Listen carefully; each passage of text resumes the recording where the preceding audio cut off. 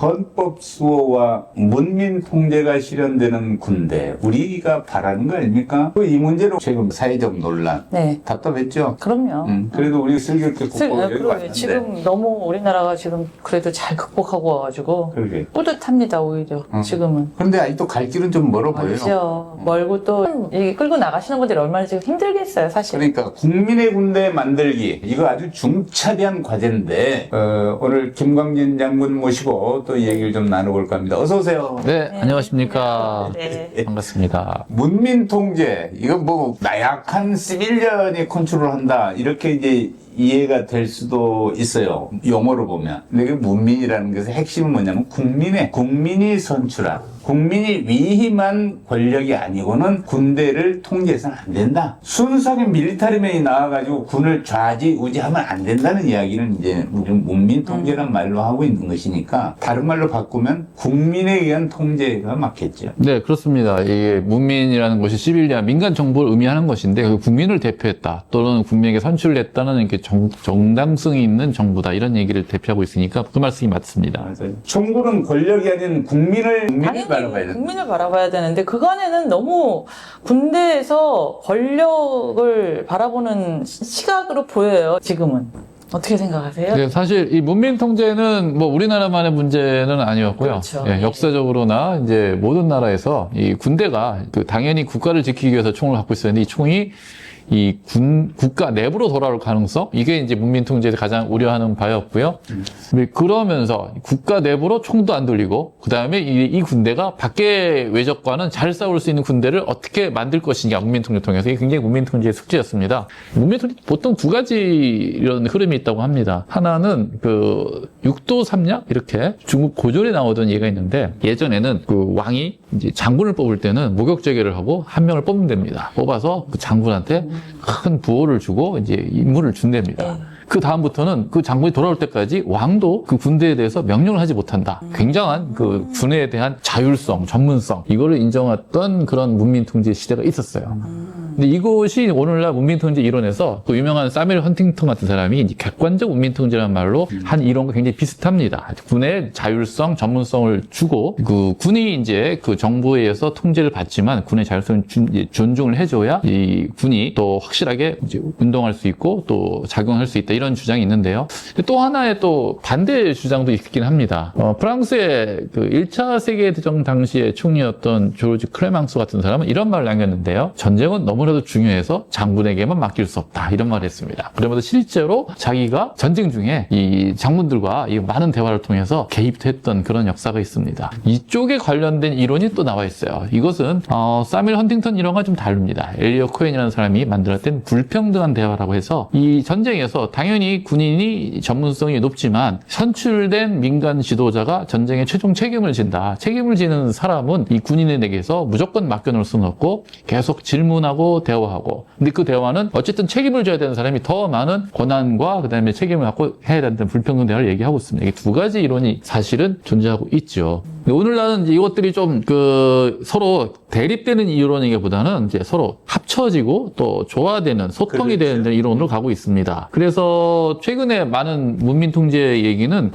이 민과 군을 명확하게 구분하고 서로 접촉을 안 하는 것이 오히려 문제가 된다. 이런 얘기를 좀 내놓고 있는데요. 2003년도 이라크 전쟁이 있었습니다. 이제 미국에서 이제 이라크 전쟁을 준비를 했어요. 준비를 했는데 가장 큰 문제가 이라크 군대를 물리친 다음에 그 다음에 안정화 작전이 예상되는 것을 준비하지 못했다는 데 있어요. 거기에 필요한 많은 병력 소요가 있었는데 그 병력을 전혀 생각하지 않고 안 만들었다는 문제가 나타났는데 그 문제의 책임이 누구한테 있느냐? 그 당시에 중부군 사령관 군대에 있었느냐? 아니면 이 민간 쪽, 즉 당시 국방장관 럼스펠드에 있었느냐? 사실은 둘 다 책임이 있다라는 얘기가 나왔습니다. 그래서 두 민과 군이 서로 소통하지 않고 대화하지 않고 충분한 공동의 책임을 갖지 않은 것이 오히려 문제고 오늘날의 문민통제는 이제 군과 민을 딱 분리해서 회피해서 하기보다는 서로 공동의 책임을 갖고 소통하는 사회를 가야 되는 것, 이런 것들이 문민통제의 변화라고 합니다. 그래서 아마 그 사관학교 통합이나 이런 문제들도 결국은 이런 우리에게 필요한 문민통제의 현대에 필요한 그런 군을 만들어내는데 좀 도움이 되는 그런 교육체계 이런 것들로 좀 개선이 되고 또 반영이 될 필요가 있지 않을까 싶습니다. 네.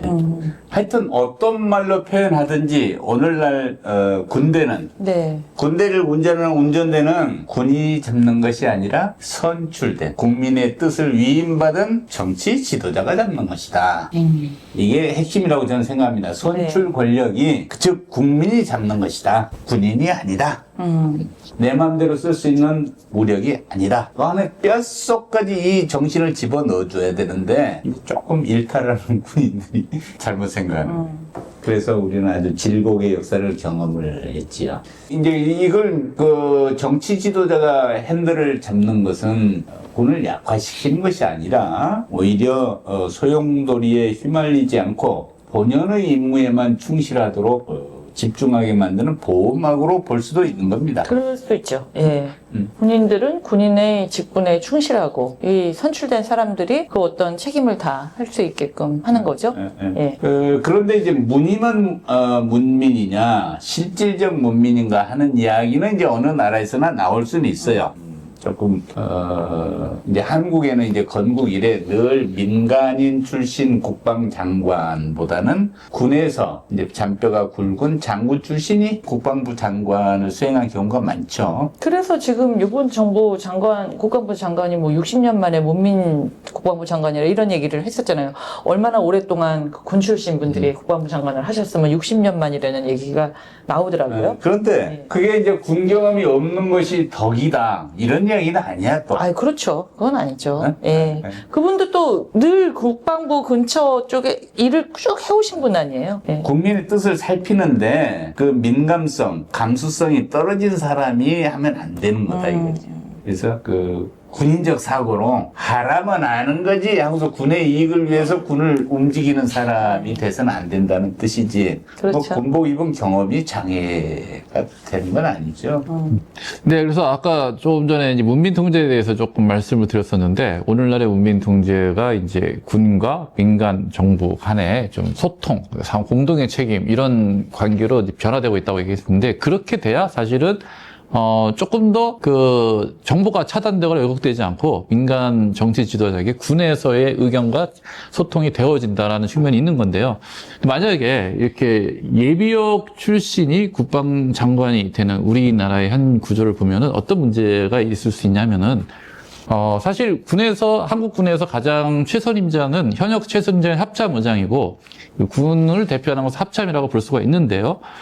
장관이 예비역 장군이 된다 보면은 사실은 합참의장을 굳이 만나서 듣거나 소통할 필요가 별로 없게 됩니다. 장관이 모든 걸 대신할 수 있는 구조가 되죠. 오히려 현역 군인들의 위상, 이런 것들이 조금 더 떨어질 수도 있고요. 그 다음에 이 현역 군인들의 그 생각이나 소통이 NSC라든지 또는 정부로 소통될 수 있는 절차, 이런 것들이 상당히 장관이라는 한 사람을 통해야만 되는 상황, 이런 것들도 하나의 이제 그 문민 통제 관점에서는 그 효율적인 그 개혁과 정보 소통에 있어서는 장애될 수 있는 하나의 조건이 될 수도 있다, 이렇게 보기도 합니다. 이제 우리가 지향해야 될 가장 그 모범적인 문민 통제 모델. 저는 이제 뭐 주저없이 지난번 트럼프 때 마크 밀리 합참의장이라고 생각해요. 미국에. 상관의 명령보다 더 무서운 것은 헌법의 엄중합니다. 유명하게 갈파를 했어요. 그래서 이제 글로벌 스탠다드가 된 거 아닌가 이런 생각도 드는데, 그 2020년도에 그 정치적 목적으로 군을 이용하라고, 동원하라고 했던, 당시에 트럼프 대통령, 1차 때지. 트럼프 대통령의, 그 지시를 정면으로 거부한 거 아니에요? 그래서 그 명예로운, 불복종, 이렇게 인식이 되고 있는 거죠. 네, 이게 지금 헌법에서 충성해야 된다, 뭐 이런 것에 대한 모범이 되었던 사례로 지금 알려져 있습니다. 그 마크 밀리가 인종차별에 반대하는 그 시위가 이제 전국적으로 일어났는데 트럼프 대통령이 그 현장에 나왔어요. 그때 거기가 그 뭐 라파예트 광장인지 뭐 그래요. 근데 네. 그 합참의장이 당신 나와 그러니까 군복을 입고 나가긴 나갔는데 나중에 내가 대통령이 시위 현장에 가 있는 것을 군복이고 그때 수행했던 것을 정말 깊이 후회한다. 정치적인 제스처에 군이 백업을 하고 있는 듯한 모습을 언론에 노출시킨 거에 대해서 내가 정말 반성한다고 해서 그 반성한다는 말을 하기 어려운 얘기인데 전혀 했어. 용기 있는 그렇죠. 발언이었다고 나는 생각을 공개 사과를 했어요. 그리고 전역할 때도 정말 심각하게 고민한 헌법 복종에 대한 헌법 우선주의에 대한 자기 철학을 툭 얘기하고 간 그 정말로 멋있었어요. 역사에 남는 네. 이제 군인이었던 것 같아요. 그 군인은 대통령의 명령 따르는 게 아니고 나의 지휘관 대통령 명령 따르는 게 아니고 헌법 정신을 지켜내는 것이다 얘기했어요. 그렇죠. 헌법에 충성을 하지 왕이나 독재에 충성을 하는 건 아니라고 그렇게 얘기를 했던 것 같은데 지금 전쟁 상황에서도 마찬가지죠. 뭐 잘못된 거에 대해서 자기의 목소리를 낼 수 있는 게 옳다고 봐요. 지금 트럼프 미국에서 하는 거는